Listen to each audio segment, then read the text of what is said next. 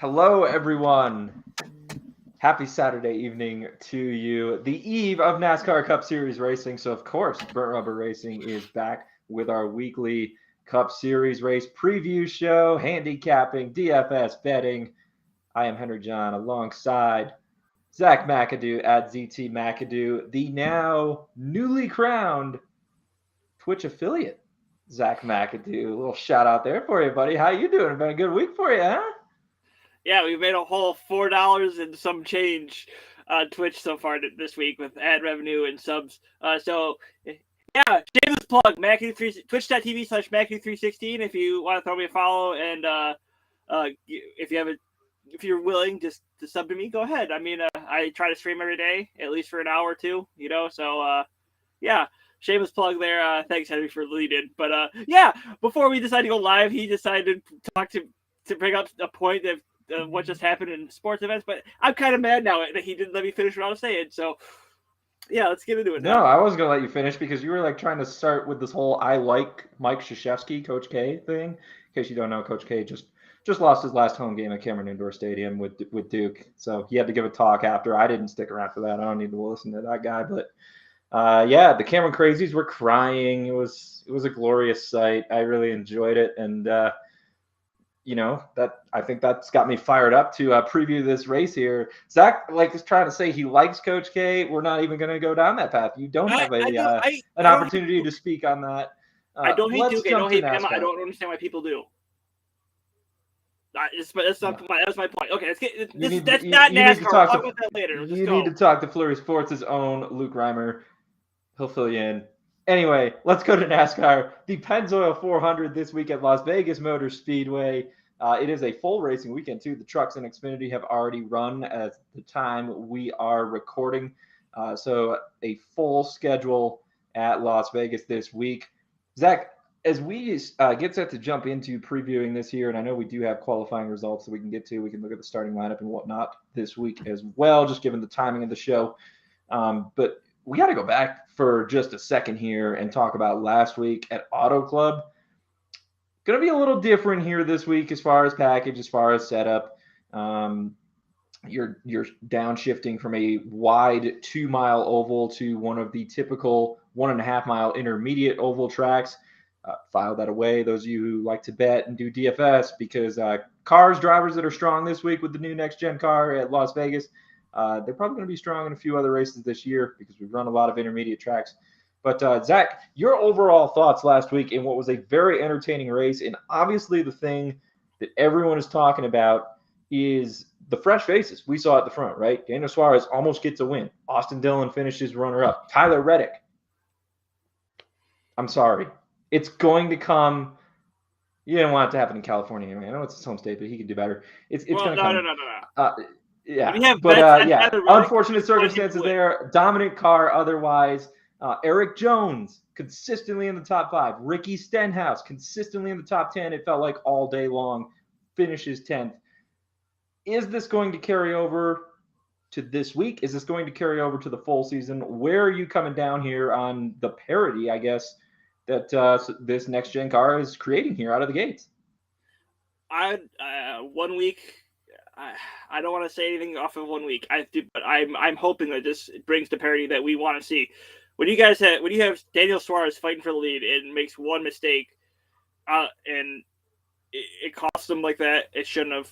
It is what it is. Lars went on to win.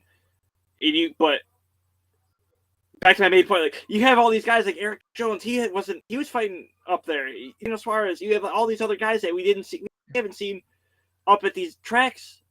Like this is what we need. This is what the sport wants. This is what the sport needs. This is what fans want. It's the parity that they've been looking for. That way we're not seeing 20,000 races of the same thing pretty much with Kyle Larson and Chase Elliott and Denny Hamlin up at the front most of the time. We have new faces, new places and I'm sure that the betting people are probably like this too, because you get some longer odds up there. And so I put $1 in a dream on Daniel Suarez last week, excuse me. It hurt my heart almost as hurt. Not I shouldn't say almost as much, but it hurt my heart, but probably about half as much as it hurt his.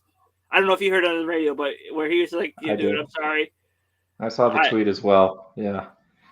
Get you Kushi that does stuff like that. I mean, dude, don't be sorry. I'm super proud of you. Like, you want a guy who's gonna go say shit like that for you. Excuse my language, but you don't want a guy who's gonna. Yeah. But anyway, Travis Mack is a real one. I could not agree with you more. You know, we talked on last week's preview show about some of these new teams or even just changing teams, right? That obviously the next gen car, that's a variable that all of these race teams and drivers have to deal with and learn here in the early stages this year. It's brand new. It's across the board. And from a parity standpoint, you're getting all the parts and everything from the same place. So it is what you do with those parts after the fact that sets you apart, essentially. That's new. So it is going to create that level of parity, and I think we're already seeing that. But going back to the point I was going to make, we talked last week about some of these teams that we want to see. You know, what is a JTG Doherty going to look like now that they downsize to one car? What is the Petty GMS merger performance going to look like? You know, where are the resources that they have? RCR stands out to me as a team that they've got the next gen car dialed in here by the looks, and they struggled every year with the Gen 6 car. You know, the results are not quite what we were looking for out of them or what we had grown accustomed to in previous years. So is RCR back? RFK is struggling. You know, Trackhouse. You buy Chip Ganassi's assets. Where are they going to come down? You're no longer affiliated with RCR. You're doing your own stuff. Where are you coming down? And you know, Ross Chastain, unfortunate ending for him last week, but to take a backup car from the rear of the field and be running, I think he was P7 or so when he spun around there. Trackhouse had speed in both of their cars last week. I think we learned a lot from last week's race. Now, the problem is with parity comes longer odds, yes, but also it makes our job a little more difficult as handicappers. So I guess going into this week, after what we saw last week, knowing this is the first intermediate oval, I think we're both on the same page here that we definitely learned a lot. Are you holding back? Are you kind of proceeding as normal? Do you want to see a 1.5 mile track? Like, where are you coming down as far as, you know, bankroll? Are you approaching this week pretty straightforward? I think I've hit it about the same that I have last week. Maybe not as much 2 weeks ago. A, it's Daytona 500, and B, anyone could win. So you're gonna probably spend a lot more money. Newsflash, didn't win any bets, so it was all stupid in the end. But yeah, as far as we're probably gonna use the same amount from last week all the way up to, I don't know, Coda maybe. I don't know. Well, we'll go baby steps. I got you. That works. So I think for me, I'm like a little teetering here. Like, how on are we? Just because of some of the surprise showings last week, but I think we are really seeing a select group of drivers and teams that are they're strong here in the early going. And of course, last week's winner, Kyle Larson, defending Pennzoil 400 champion, is one of them.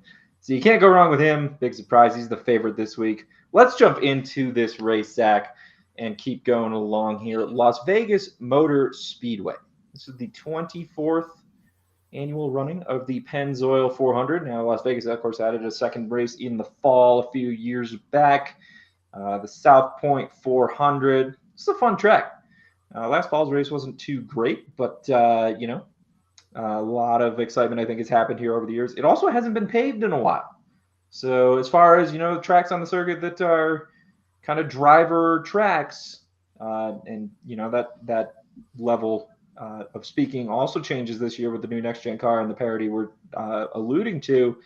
But, you know, you got to have a handle on your car here to get around Las Vegas. What else would you like to share here about this oval? It's a 1.5 mile oval. 2006, it went from a 14-degree banking to a 20-degree banking, progressive banking at that. So the closer you get to the wall, the higher ranked it is. It's a D-shaped oval. We talked about this last year with the quad ovals, the D-shaped ovals and whatnot. This is a D-shaped tri-oval. Don't forget that one. Yeah, It's about 50 minutes away from the strip, so I'm sure people are out partying tonight. Hopefully get a good night's rest before heading over to the track tomorrow, because it's a noon. I'm pretty sure it's a noon start over there. Yeah, they're going to be under the sun for this one. I think the dynamic of running the first race, obviously it's a lot cooler in Las Vegas now than it is when NASCAR goes back there later in the year. But the dynamic of running one race under the sun, one race going into darkness, I think that's pretty cool for sure. Denny Hamlin won the South Point 400 here last fall. I already said Kyle Larson, your defending Pennzoil 400 winner. That was his first race win last year. And of course, it sparked a 10-win championship winning season for the ages for Mr. Larson. He's already got one coming in here this year. So will he repeat? I think we're going to hear a lot of people saying it's going to be 2021 all over again if he does. However, I would say going back to last week real quick once again, Larson won that race kind of because he persevered. It wasn't a perfect day for him. Yeah, he had speed, but he wasn't running up at the front a lot of that race. He just stuck with it, and that's what championship level drivers do. So a bit of a different win, I guess, different vibe around that win for me than last year in a lot of the races where he just absolutely dominated. It took him a little bit to get up to the front. Like we said, it was the Tyler Reddick race until a disappointing tire explosion that cost him his race. And that's all I'm going to say about that. But yeah, Larson didn't get there until later in the race. He made it count when he did. And I'm sure a lot of Chase Elliott fans don't like me saying that, but guess what? I don't care. You guys don't know clean racing if it bit you on your elbow. So your opinions don't matter. Yeah, amen to that. That crowd is getting more and more annoying for me by the week. And I was neutral when this whole thing, started. Hold on. Between me and then the Kevin Harvick thing happened, I was still neutral because I'm not a Harvick guy. What? I was about to say, between me and Chase Elliott fans, or between Larson and the Elliott fans? When did this all start? Are you talking about you stay neutral? I don't know. I think it was a little bit of both. Like, obviously, I got to support you, but I got a soft spot for Larson, and it could have been anyone though. Like, it could have been Denny Hamlin, who I'm not a huge fan of throwing that block, and really. Let's just move on here. Average finish, pulling up some driver stats here for LVMS over the last 5 years, so last 10 starts, 10 Cup Series races. And it's Brad Keselowski who leads the charge, averaging a 4.7 finish. That's top 5, obviously. However, all of those races came in the deuce for Team Penske. A little different deal here. Driving the number 6 for his new part owner, part driver deal with Roush Fenway Keselowski Racing. And boy, other than the duels and spurts in the Daytona 500, kind of a rough start for that group. So that might be one where you got to kind of throw driver stats out the window. I've seen a lot of NASCAR betting people all over Keselowski this week, and I am not necessarily buying it. A couple other names here at the top. Martin Truex Jr. and Joey Logano both averaging 6.2 over the last 10 races. MTJ last one here in 2019, 2 wins over the last 10. Joey Logano has a pair as well. The last one coming in the 2020 Pennzoil 400. Ryan Blaney, average finish is 7.8, but he's never won at Las Vegas. Top 5 both races last year, though. Only one finish in that span worse than 11th. You removed that outlying 22nd place run in the 2019 Pennzoil 400, the spring race. That average goes down big time. And then I've got Kyle Busch at 8.4. Larson is 9.0. He's only started 9 of those races, though. Missed the ladder in 2020. Denny Hamlin, 12.4. Last year's South Point 400 winner. Thoughts on those names there at the top that you are going to be looking for? Other drivers down the line that stood out to you. Obviously, you've done your own independent research this week, looking at stats and whatnot, doing your articles and such. Any other names that you would be looking to shout out? Let me look at my lineup here. I had Eric Jones back in there. I don't remember what his stats were, but I thought I'll look him up here, but like he had been a guy that I was high on, especially after last week. But Eric Jones was top 10 in this race a year ago, and a couple of 8th place runs with JGR. Looks like 13th in there as well, 19.9 average finish in 9 starts. But kind of like Eric Jones, again, the new car, the team situation has changed for him, Petty and GMS merging. So those are things you have to kind of take into consideration. I look at a guy like Daniel Suarez as well. He had an 8th place run back in 2017 when he was with Joe Gibbs, finished 15th here in the second race for Trackhouse. Trackhouse brings the same speed they had last week. Suarez could be a, kind of a long shot or a cheap DFS option that you want to throw in there. Certainly comes in with momentum. But go ahead. Yeah. And the other guy I was going to say is Daniel Suarez. I mean, you look at what he did last week. Sorry. I mean, it just gets us to the segment quicker. Yeah, it was Daniel Suarez. He looked what he did last week. I think with the new car, you can look back at the new stats, but there has to be a point where you're like, okay, they don't matter as much because that was on the old car. It's a new system, everything's different here. They don't have 5 lug nuts anymore, so it's all different. Don't remind me. Yeah. All right. So those are average finish results over the past few years. Also, I like to look at average driver rating. I think that kind of gives a better all-encompassing look at a driver's race. Average finish can get skewed with a late crash or whatever. Driver rating, your top, I don't know, handful here. I guess we'll stop when we stop. Joey Logano, Denny Hamlin, Kevin Harvick, Chase Elliott, Kyle Larson, Martin Truex Jr., Ryan Blaney, Brad Keselowski, Kyle Busch, William Byron. That's your top 10 in average driver rating. Alex Bowman is the only other one with that group above 90, and that is over the last 6 starts here at the track. Logano, a couple wins over that span. Hamlin, Larson, Truex, the only other ones on that list with a victory. So you can see that some of these other drivers who aren't necessarily going out and winning the races, like a Ryan Blaney, honestly like a Chase Elliott, who has not won here either, but not awful in terms of some of his stats. The average finish isn't there, but the driver rating pretty solid.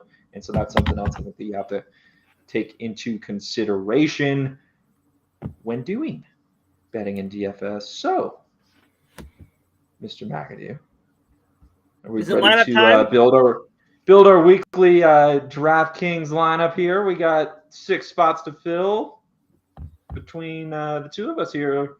So you got to get us started, and then I'll see if I can't help round out some picks. Okay. In spot 1, you can go 2 different directions here. You can go Ryan Blaney, like we talked about earlier in the week, where you like him. I'm going to take Joey Logano here. He's more expensive, but he's got the wins to back up why I want him. Now, granted, Brian Blaney did not. He starts 11th, I think, because I think they were talking on the broadcast, the Xfinity Series broadcast. I didn't watch qualifying because I was like, last week I thought it was dumb. I wish they would go back to the old system, but it is what it is. Got you at starting lineup for you. Blaney is 11th. Logano 6th. Yeah, because they were talking about how Logano knocked Blaney out in the NASCAR qualifying. So what that means is if you believe that Blaney can get up there and get the points, he's got 5 more available points to him, and Logano has 5 more points to lose. Take your chances there because it's there for the taking. It depends on what you think each one's going to do. But I think you take a higher Penske in that scenario. All right. A guy who I think would you put both of them in by any chance, or we're not willing to overload? Because just talking about these two, Team Penske overall, obviously Austin Cindric wins the Daytona 500, but Ryan Blaney has arguably been the best car both weeks, and Joey Logano has been extremely fast near the front as well. Kind of faded toward the end of last week. Where did he wind up? Well, he finished top 5, so hardly a fade, but at one point it looked like he was going to challenge for the win, and that ultimately didn't pan out. But this Penske boy has been flying early on. I mean, you could, but if you were to have them both with the other guys I have in the lineup, you are looking at taking a Justin Haley, Harrison Burton, Ty Dillon, and I just don't trust. I don't trust Justin Haley yet. All right. Well, I'm gonna lean toward some foreshadowing of my own betting, I guess, and throw Ryan Blaney in this DFS lineup. So, what else we got? A guy I believe is undervalued this week and on DraftKings, and Martin Truex Jr. How he's like you were talking about earlier. He's 6.2 average finish. You take out his 27th, I think it was that you said here. What, 2 years ago, something like that. I'll look it up right now. 20th. Take out a 20th. He's got, holy cow, 8 top 8s and an 11th. Yeah. So he's right up there with Kozlowski, averaging a top 5 for sure. Again, 2 wins, 6 top 5s, 8 top 10s, and he's ran every lap of the last 10 races here. I think he's super undervalued this week. I don't like the guy, but if you got to take him and get the points this week. Yeah, I couldn't agree with you more. 9,500? That's crazy. So in spot number 3, this is the one where I don't know because you don't know. Well, listen. Last week he ran so well. People listen to the show because you know. Now he's starting 7th.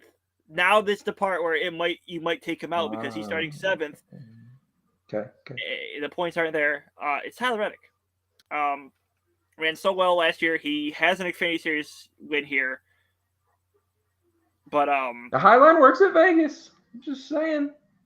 Yeah, as we saw this today and yesterday when the Truck Series race. So if you're feeling lucky, it's Vegas. Roll the dice. Take Tyler Reddick. I think you just don't want to jinx your guy here. That's why you're trying to be humble, but he's definitely in your lineup. So we're gonna put him in the show lineup. Tyler Reddick, 9,300. I'm reading off my lineup, you dunce. That's what, I think I keep See, there it is. There's the truth comes out. He knows. 20,700 left in spending salary. That gives us an average of 6,900 for our 3 remaining drivers. What do you got for spot 4? And then I guess that's where I have to come in and try and pick dart throws. And you know something? I'll give you my cheapest guy here to make it easier for you. Okay. All right. So, I the guy that I was actually listening to today, Daniel Heimrich. Mm-hmm. I think love it.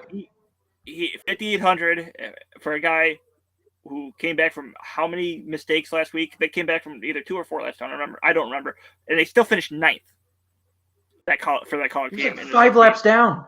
Yeah, 5 laps down. I know it takes a lot of cautions to get back on the lead lap, but you want to talk about a momentum builder? Back-to-back top 10s.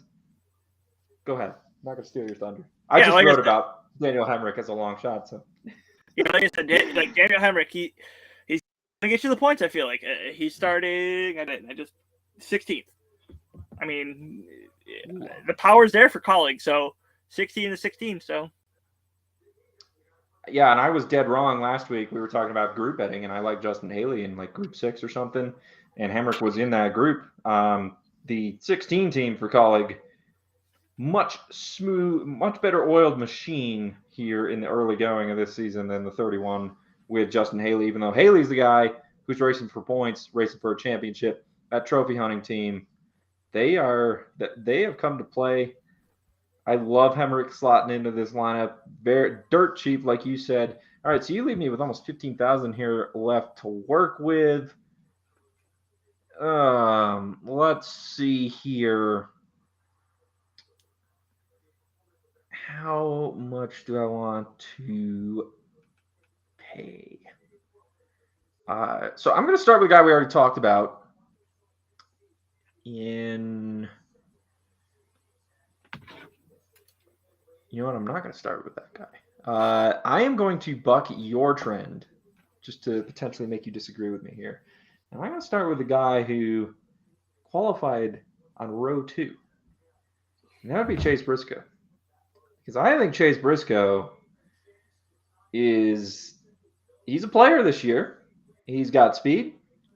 He was at the front late last week. I know it was a weird tire strategy call that got him there to the point that is, but he was hanging around without that strategy call. I think he has a much better overall finish. Where did he wind up last week? Finished. Yeah, he still hung on for 16th. So considering he was on old tires there at the end, not terrible. Briscoe's got speed. I talked about Las Vegas being a driver's track, hasn't been paved in a while. I think Briscoe, background in dirt, just like a Larson, just like a Reddick. He fits that mold. Year 2 with Stuart Haas. Stuart Haas is back. I think they're putting together some solid runs, not necessarily leading laps, but they're finding ways to get things done, in-race adjustments. Saw Heimrich make a lot of improvements throughout last week's race as well. Briscoe, I think, at 6,900 is underpriced, especially considering his odds to win this thing dropped from 50 to 1 down. I saw as low as 25 to 1 in terms of betting. Agree or disagree here? I don't know, but now you got me rethinking here. Well, not you. You told me book my trend, and it's like, okay, who's he talking about? Then I saw Kyle Busch was 37th. Kyle Busch might not be a bad play tomorrow. Backup car and all, yes. Yeah, that's another area that I was considering going here. But in terms of like the lineup we already have set up, it would have been tough to find another guy to throw in there. You're not getting there. But back to your Briscoe pick. Bucking your trend with a guy starting at the front, so we don't have a ton of points to gain there. But I don't know. I got a feeling. If you're picking a guy this high up, you're hoping he leads laps, gets fast laps. That's all he's doing, because he's not going to get you the position points. He's going to get you the points from being up front. I don't see him doing that yet. You don't? Okay. From what I've seen last year, from what I've seen so far this year, I don't. So it's going to be a tough pick for him this week. All right, so we're going to disagree a little bit on Briscoe, but I'm going to use all of the remaining salary here with this last one. I think you'll be a little higher on. I'm doubling down. You've already got Reddick in there, but I want Austin Dillon as well. He starts 10th, so not as many points to gain. Actually, he has a few more, than Reddick on row 4, Dillon in row 5. So maybe some position points to gain there. Overall, though, I cannot dismiss what RCR is doing here early on in this season. Daytona was strong. Last week was extremely strong. Very well could have finished 1-2 if Reddick's still in that race and Dillon rallies to finish second like he did. Give me Dillon. He's got solid stats here at Vegas. No wins, but average finish 14.7 over the last 10. A couple top 5s in there, several top 12s. You on board? Yeah, Austin Dillon hasn't been. He got a top 10 last week, I believe, right? Finished second. Yeah. So exactly, he got top 10, so even better, top 5. But I think top 3. Austin, I think RCR has something for these guys now. Like we talked about earlier, they might be back. Austin Dillon is not a bad choice here. I'm not. It's not exactly a dart throw, but it's not exactly a precision play. So I think like what we talked about earlier, me with Kyle Busch, more of a dart throw because we don't know what the backup has. So could not agree, but like you said, the positions are there for him to gain for sure. So keep an eye on that. So we used all the salary this week, so not good stuff. Not too shabby, if I dare say so myself. Let's jump over to BetMGM Sportsbook and talk some betting odds here for the Pennzoil 400. Zach, are you surprised that Kyle Larson is favorite? Plus 350 to win this thing.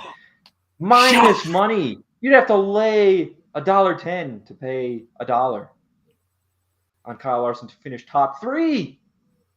This guy is clearly in a tier of his own right now. Behind him, 4 units. Chase Elliott, Joey Logano are both plus 750. Ryan Blaney, guy who has been taking some steam here, gone from 10 to 1. He's plus 850. William Byron 9-1, Denny Hamlin 12-1, Tyler Reddick, there it is, 14-1.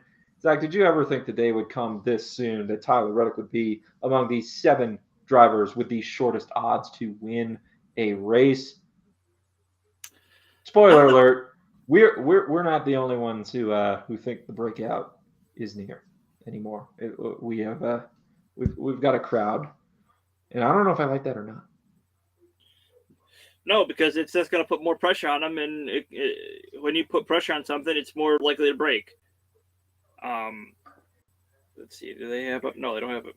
But I'm surprised. Yes, I am surprised to see this without a win, without anything. Like you're only going off of 1 week. I think 14-1 is a little too short. And I'm saying that with the guy with the 8 on my hat. I hear you. So here's my question, because it wasn't. Yes, it was BetMGM. Look at that, plus 195. Reddick for a top 5. Does that entice you a little bit more? I don't know that he's going to win this race. Kind of like I have the same feeling you do on that front. But do I think he's going to rebound from last week's unlucky break and throw down a solid run? Got the high line here at Vegas that can kick in. It's a track that I think he'll do well on, kind of like Larson, kind of like Briscoe. I'm high on all of these guys. I'll take nearly 2-1 odds on the top 5. Is that more up your alley, or is it just kind of a stay away for you altogether? As far as Reddick here, who's kind of the hot. I feel like he's the hot young name here that all of a sudden everyone's like, oh, here he comes. Yeah, been here for a year. He's been here for 2 years. He came close to Texas 2 years ago. Last year, I'm saying the show has been here promoting this guy for a year. Yeah, it's going to happen eventually. It's going to happen. I don't know if it's this week, but if you're so inclined, go ahead and risk it, because it's going to happen. It's going to happen. It's like Trackhouse is going to get their first win this year. We're going to bang on the table until it happens. You good with top 5? That was my original question. Sorry. I went further than that on a win. No, you're good. Plus 195 for a top 5. Would you hammer that for Reddick? I want to see him finish the race yet. He hasn't done that yet, so I'm gonna go no. Okay. All right. Now, when you're betting the win, it's different. Betting the win, because you have the odds, but when you're shorter odds, it's not there. Yep. You're more. No, I get you. Let's keep going here as our discussion around the favorite centers on Reddick. Who else? Christopher Bell is 16-1. Martin Truex Jr. 18-1. I'm kind of torn on that price, right? Like, in terms of his stats, I see a whole lot of value in that, and I can get behind that almost as much as I could the absurdly cheap DraftKings lineup price, which I wholeheartedly agree with you on. He's a value in DFS this week. My issue here, and you can agree or disagree, where is Joe Gibbs racing here early on in the season? Kyle Busch has overcome multiple obstacles each of the first 2 races. He's finished well. Now he's in a backup car, so we'll see how that goes. But really kind of setting Kyle Busch aside, Denny Hamlin, Martin Truex, Christopher Bell. I know he's the pole sitter this week. It's qualifying, whatever. I haven't seen it yet. The speed hasn't quite been there. Are they taking a little longer to figure out this next-gen car? Where do you come down here, I guess, on that front? Yeah, I think every team's going to have growing pains, some more than others. And I think I was going to say, it's a car team, you're going to have more growing pains. You're trying to equally learn. But I think Hendrick has figured it out, minus Bowman so far. It's all Jeff Gordon. No. You know it. Yeah, that's exactly. Yeah, I have it in with Jeff Gordon. So, but yes, as far as he knew what he was doing. I don't know. It's too early to tell with a new car. If it was a regular, I shouldn't say regular year, but like if we were still under the Gen 6, I think you might throw up the red flag. But it's a new car; they're still learning. There's a lot more issues than what's just a car. I mean, we've already talked about it on the show with supply chain issues. So Mm-hmm. Like, I think that's another issue because, like, you can't study what's going into the car, really, because there's not a lot of pieces and parts for it.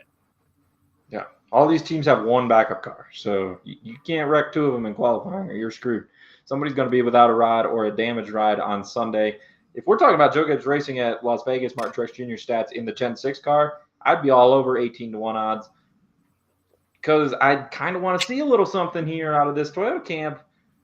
I'm a little hesitant. I'm not going to lie. I like the DFS price more than the betting odds. Here's my question. A little would you rather bet Christopher Bell, pole sitter, to win the race, 16-1. Martin Truex Jr., Joe Gibbs Racing teammate. We've been talking here for the past few minutes about how this whole camp's kind of been struggling at 18-1. Which would you rather bet? Give me MTJ. We put MTJ in the DFS lineup, so I think you got to roll them here. All righty. He is starting 12th, so not a bad qualifying for him either. Let's keep going through the odds here. Alex Bowman, Kyle Busch, 20-1. Austin Cindric, Kevin Harvick, 22-1. Chase Briscoe, 25-1. Sliced in half. Qualified on the second row. He was 50-1. It's the benefit of checking the odds earlier in the week, too. So a lot of steam on him. Austin Dillon, Eric Jones, Kurt Busch, Brad Keselowski are all 33-1. We've got Ricky Stenhouse Jr. at 40-1. Top 10 last week. I don't know. Leading late in the Daytona 500. JTG's got a little something going here. Stenhouse is starting top 10 as well. And then Daniel Suarez, who we both liked in DFS and just overall kind of this week as far as Uncle Mo, he is 50-1. So we kind of got some interesting, kind of a spread out group here, I guess, from 20 to 50-1. A lot of drivers bunched in here. You know, there's a lot of names in here who could very well go win this race, too. So, again, that parity playing a factor. Any name or two that stand out to you? Yeah, Kyle Busch. A guy who has won here before. A guy who, 8.4 average finish? Okay. Thought he had a win here in the last 10. Apparently not. I know he's won at Vegas since he won at every track, but... you going last to first? He could. Hometown track. Oh. Hometown track. There's only 37 cars in the field this week, so very well could be done. All right. Couple of long shots here as we get set to go into triple digits. Cole Custer, the last lingering one there at 80-1 at BetMGM. Then we've got Eric Almirola, Ross Chastain, 100-1. Daniel Heimrich, wink, wink. Harrison Burton, 125-1 each. Bubba Wallace, Chris Buescher, 150-1. How about Ty Dillon at 200-1? Justin Haley, 250-1. Michael McDowell, 500-1. So is Greg Biffle. Not putting my money on New York Racing, whatever that deal is, and why, I don't know.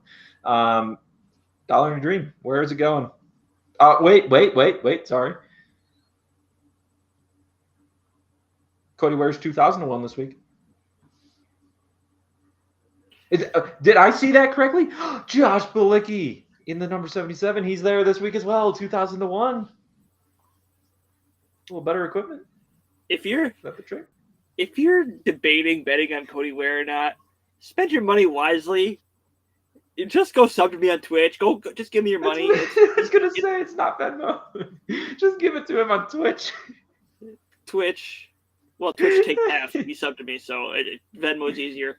Venmo, PayPal. I mean, it's all there. But as far as Dollar and Dream,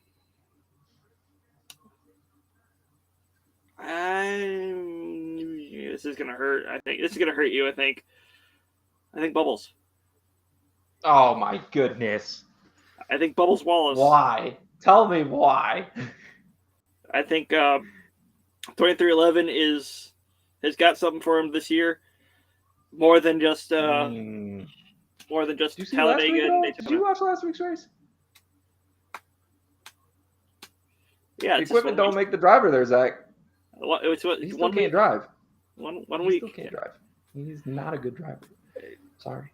You can be a shit driver. You can still have good equipment and get yourself to the front. I mean, look at many other drivers.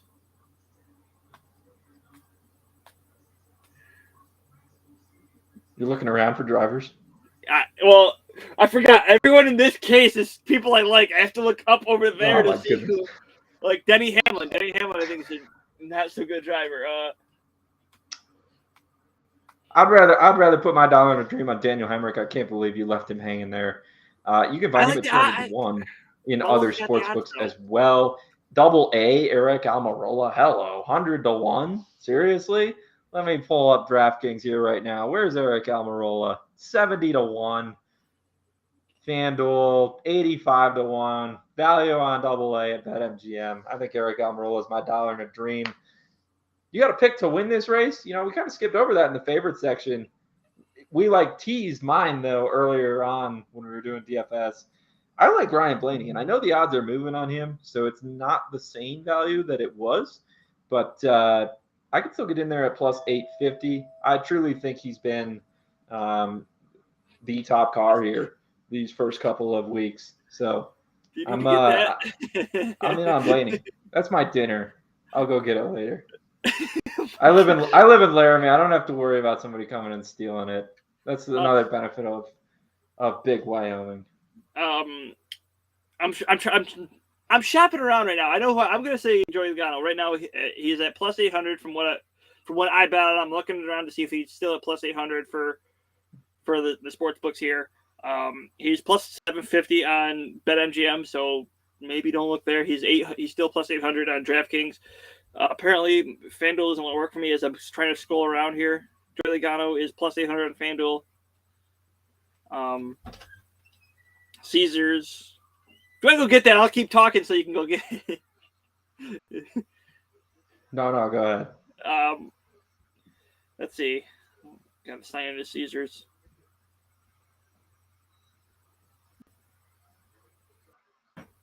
While you're doing that, I'm going to pull up some positional odds here that have kind of just plus 700 at Caesars, and let's see what he is at Bet Rivers. And I don't like Bet Rivers at all because it sucks compared to the other apps.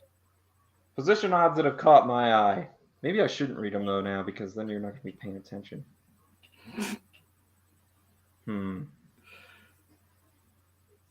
Well, if Bet Rivers didn't suck so bad, I can tell you what the hell I'm doing. I really cannot stand this app sucks compared to the rest of them. The others like, yeah, I do. Oh, I'm plus 800 at Bet Rivers. So yeah, they have three choices if you want to bet on Logano at FanDuel, DraftKings, Bet Rivers, all at plus 800. There you go, not bad. Blaney at DraftKings is still 10-1. Okay. And at FanDuel is also 10-1. So BetMGM actually is the one to avoid there. Zach, some position odds on BetMGM that I'm looking at. We can just go quick, agree or disagree after each one. Daniel Suarez, top 10, plus 135. Yes. All right. Daniel Heimrich, top 10, plus 325.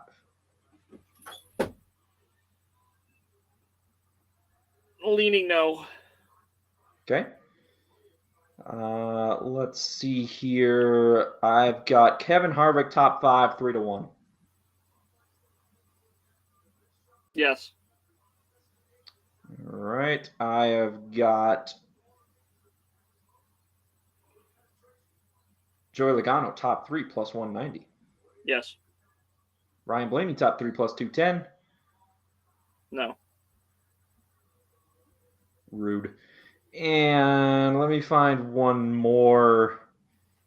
Oh, let's go. Let's go Harrison Burton, plus 325 for a top 10. Where did you finish last week? He got caught up in something again. 39th. I'm sorry, that was the Daytona 500. I flipped. Yeah, what the hell? 33rd, but a DNF again. I gotta lean no here. I gotta see him do something first before I can really say. Okay. He's at speed though. He just gets caught up in things, I kind of like that. We'll see. We'll see where I come down on final decisions. Jumping over to some matchups here. I thought it was cute that William Byron and Tyler Reddick are one of the featured head-to-heads on BetMGM this week after last week's little ordeal. I like Tyler Reddick, though. Plus 105. It's come down, actually, from plus 110, but you're going to give me plus money. I don't think the gap between these two is that much. William Byron's laying minus 125. Can you get on board here? Yeah, I think Reddick's got something for him, hopefully. So, and we haven't seen much out of William Byron this year. He got wrecked at Daytona. He got caught up with Reddick last week. So, yep. I mean, it's going to be interesting one. Interestingly enough, it's going to be who lasts longer. Yeah, it very well could be. Interesting one here, because I know one of these guys was a fade in your DFS column over at FlurrySports.org this week. They're both minus 110, though. Austin Dillon, Kurt Busch. Kurt Busch's got a win here. The stats otherwise not so great. Yeah. I closed up the reference thing I had up, but we both like Austin Dillon this week. So I don't know why you would take Kurt Busch here. Yes, besides one win, he really hasn't done much. So I'm heavily fading him this week, and that's sad for me because I do like Kurt Busch. Vernacular is there for both of us. Yeah, no, I hear you. Let's go to groups here. BetMGM's only got 3 up right now, so I guess pick 1, 2, or 3 because we don't have our coveted Group F. Split the gap. Deuce. All right. William Byron, group favorite.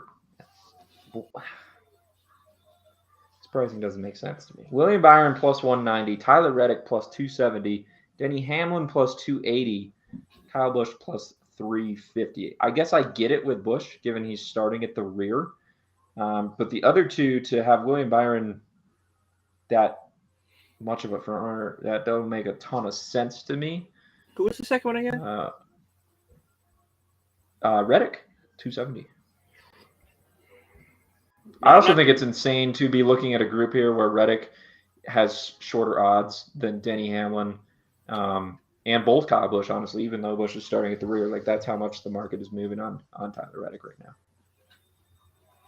I also want to take Busch just because of the odds and how good he is here. I think I'm almost with you. Otherwise, it would be Reddick. We just talked about Byron and Reddick in a head-to-head. But yeah, I could get behind Busch there at those long odds. Top Toyota car, these odds have gotten longer, Zach. This is a prop that I have included in betting articles I've been doing this week. And I'm curious to hear your thoughts on whether I should keep it in there, I guess, at this point now. You only got 6 Toyotas in the race. The top Toyota finisher, I liked Kyle Busch at plus 270, 280 range. Now he's 4-1 at BetMGM, but he's starting at the rear. Denny Hamlin is the favorite, plus 220. Christopher Bell, 325. Martin Truex Jr., 350. Kurt Busch, 7-1. Bubba Wallace, who cares? Bubba Wallace like 20,000 to 1 when I looked. So yeah, he's faded. Is Kyle Busch still worth that pick, knowing we have longer odds at 4-1, but he's starting at the rear of the field, or do you think I have to let that bet slide? I think you just got to let it slide. I don't think. Okay. I might have said yes. You could take the money on him to win, but what are the real chances of that happening? So let's see here. He just has to be the top Toyota finisher here, so he's got to beat 5 other cars, and really only 4. You never know. Yeah, dollar in a dream I have. I am due. I am leaning. I am leaning towards the Truex here to get it done. I don't like Bell's odds, and Hamlin might have won here last fall, but yeah, I could get behind Truex at plus 350 too. I like that thought process because that's only a 50-cent difference. Okay, I am with you on that. I'll do some more research. We might flip to Martin Truex Jr. there in that camp. By the way, Kyle Larson plus 155 to be the top Chevy, top finishing Chevy. So, you take out a lot of the playing field there with that. I know a lot of the other Chevys have been strong, and you got Chevy second choice on the overall outright odds board in Chase Elliott. But, maybe if you want to go an alternative route there to race a winner, you could look at Larson in that realm. Manufacturer winning cars, Chevy's laying money, -120, Ford 2-1, Toyota +350. If I'm betting any of these in terms of value, it has to be Ford, just because we have a Blaney and a Logano and a Kevin Harvick, who I know will figure out any track that he's at by the end of the race. There are Fords there who can contend, and the Penske boys have been strong. So for me, they're the play. I don't trust Toyota, and I'm not laying money with Chevy. Do you agree? Did you take a stab elsewhere there? I mean, yeah, we both of us were high on the Penske's earlier. I said you either want to take Blaney or Logano. It's gonna be hard to put. It's gonna be hard to put them both in the lineup. So why not chance yourself here? Take Penske's for to win. Love it. Good stuff. That concludes our betting discussion. That concludes our Pennzoil 400 race handicap and preview. Thank you to those who joined us live. We stream this every show we record, whether it's the short little news and such or the main preview every week. FlurrySports.org. You can find all the NASCAR articles. Subscribe to the Flurry Sports YouTube and Zach's Twitch, McAdoo316, because he's an affiliate now. He's a boss. Zach, anything else? I'm excited for tomorrow's race. Really, I think excited to like we talked about off the top, get that first data point on a 1.5 mile intermediate oval track, because I believe tomorrow will serve us well going forward here with handicapping and such into the season after a couple kind of different beasts of their own, somewhat, if you will. I know Auto Club similar to other places a bit, but in these first two races, so I'm excited for that angle tomorrow as well. Yeah, just don't be afraid to follow along at Burnt Rubber Racing tomorrow. I don't know who. I'll put up the poll at some point tonight or tomorrow morning. Who knows? But yes, I haven't decided who the four will be the poll is. So stay tuned for that. So on Twitter, Zach is listening into driver radio every race, and he's like tweeting like crazy. Everything There's communications, team communication. So you basically are getting free driver audio listening for free. And Zach's doing a great job covering these races while I'm still kind of stuck in intermediate mode between racing and college basketball. So kind of tough for me here at the start of the season. But McAdoo's killing it over on Twitter already from the Burnt Rubber Racing account. So yeah, at Burnt Rubber Racing. And he lets you, the fans, pick who he listens to too. So he's a nice guy. About that, there's probably about 3 guys you'll never see in the poll. So just keep that in mind. I wonder who one of them is. I wonder who. Actually, I know 2 of them. You should be able to get the 3rd one, but we'll talk about it off stream. Cody Ware, 1. Yeah. Okay, Grimes, you actually have a chance there, dipwad. Come on. Can we actually listen to Cody Ware 1 week, please? If the meme group comes up and Group F is like, if Cody Ware is fighting for a Group F, that has to be the week. Come on, you're gonna make Cody Ware won't even last the whole race. You want me to listen to him? I felt bad switching over from Kyle Busch last week because I was like, okay, I can't really do this. Like, you gotta stick with him, which I didn't like. It's like he's done. Like he's gonna call it a race soon, right? No, okay, I was wrong. There's only one podcast whose Twitter account is gonna listen to Cody Ware at some point this season, even if I have to do it. You're gonna spend the money just to do it. Are you kidding? So follow, subscribe, Apple Podcasts, Google Podcasts, Spotify. What else you got? I'm all out. ZT McAdoo at Burnt Rubber Racing, Twitch.tv/McAdoo316, whatever the hell our YouTube is, whatever the hell my YouTube is. just hit them all. Just show some support. We will be back this coming week with recap news, more. The schedule's getting ironed out. Until then, have a good night, everyone. Enjoy NASCAR at Vegas tomorrow.